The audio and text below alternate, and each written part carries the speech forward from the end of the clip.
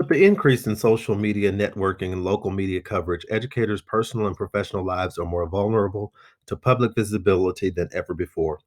The rules are different when you're an educator. While some may disagree, you'll really never stop being an educator. It can be seen as a 24-hour, 7-day-a-week job. Social media is the lens in which many now follow you. Our private lives aren't so private anymore. Michael Simpson, former Assistant General Counsel for the National Education Association, specializes in the First Amendment of the Constitution. He states that the exploding popularity of social networking sites has created an excessive interest in teachers' private lives by both school administrators and the media. Newspapers across the country search social media networking sites for scandalous postings by local educators. Unfortunately, there are many posts on these sites that meet this criteria. Our behavior outside of the school day is just as important as it is during the school day. No news is good news. Let's look at a couple of examples that demonstrate actions by educators outside of the school day that created problems for themselves, the education profession, and the school districts they represent.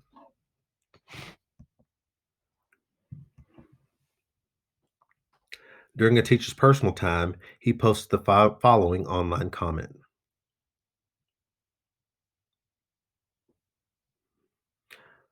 Broadcasting to your online friends during your personal time about how much you hate your boss is not going to help your professional standing, especially if your boss is one of those online friends. There were consequences because of this teacher's online post.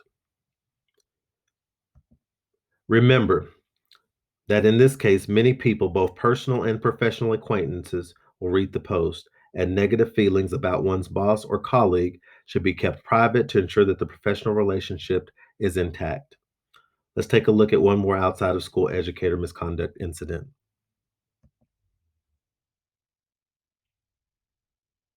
In this online post, the teacher made the decision to tweet to all of her followers about being stoned. She also posted several pictures of herself in various states of undress.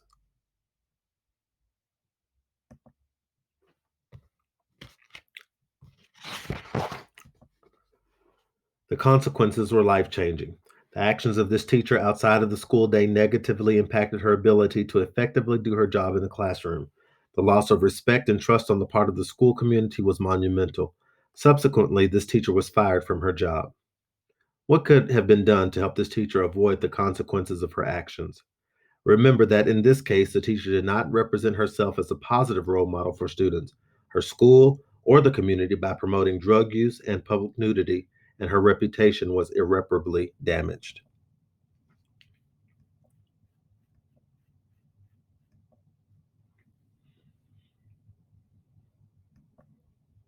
Can you teach good judgment?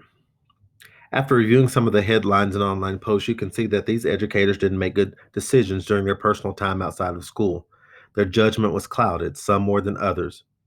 The Harvard Business Review put it, some people just have a flair for good judgment, whether it is an ability to identify issues or develop instincts to make sound decisions, and others simply do not.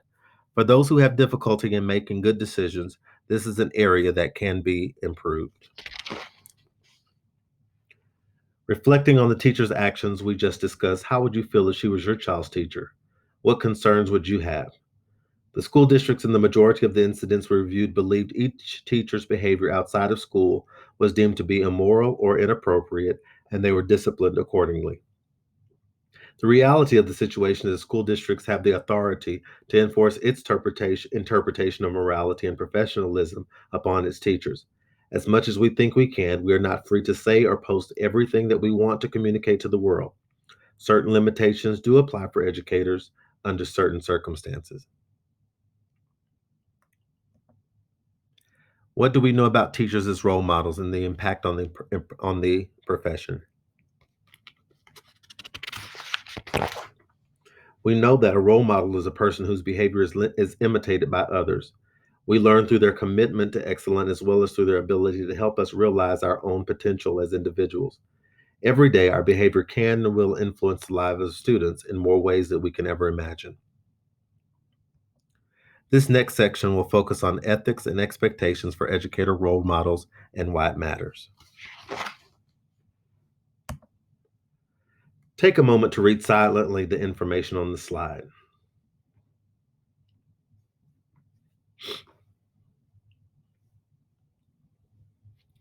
The law underscores what is expected of us as educator role models inside and outside of the classroom.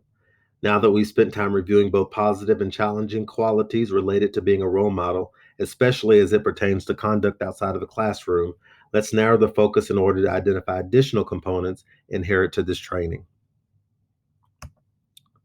Community members also have specific expectations for educators. The following are three major expectations as seen through the eyes of communities educators serve. The community expects that educators be keenly aware that their actions reflect on the profession and schools they represent. They also expect educators to demonstrate the highest level of professional judgment. Community members also expect that an educator's presence within the community should be reflective of a law abiding, trustworthy, and respectful citizen. These qualities and expectations are not different from what we would want for everyone who lives and/or works within our community. As educators, we continue to strive to reach these expectations daily. However, it is important to take a few minutes to check the pulse of our group regarding some of the challenging aspects of being a role model outside of the school day.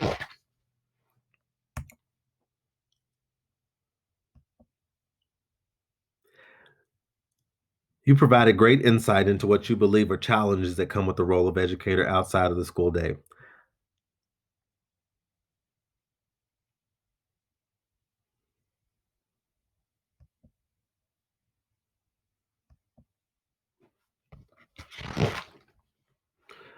What out of school red flag behaviors or actions did your group or did you choose and think about? The information included on the next three slides will highlight several areas of caution and vulnerability educators should heed regarding their actions, behavior, or involvement outside of the school day.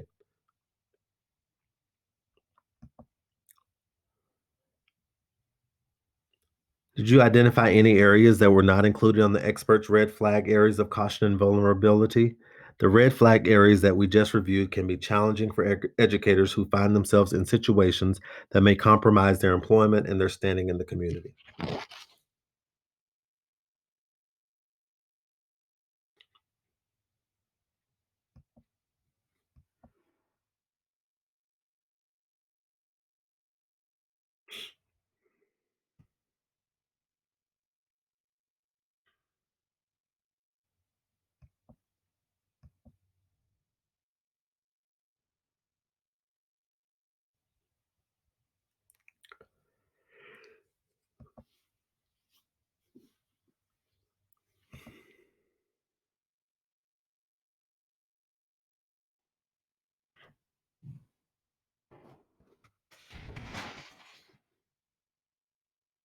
Educators do not fully understand the laws of the state of Texas and the policies of their school district, or if they choose to ignore these laws and policies, serious consequences and disciplinary actions can result.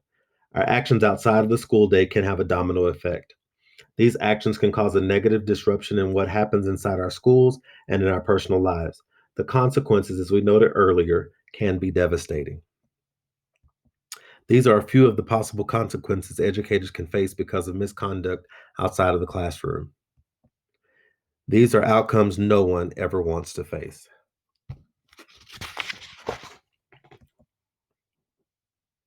Based on the information we have reviewed today, we are reminded that the purpose and scope of the Texas Educators Code of Ethics states that knowing what is expected of us within the scope of our profession as defined in law is critically important. Taking all of this into consideration, we must also reference our local district policies. Some policies may require additional expectations that must also be followed by district employees.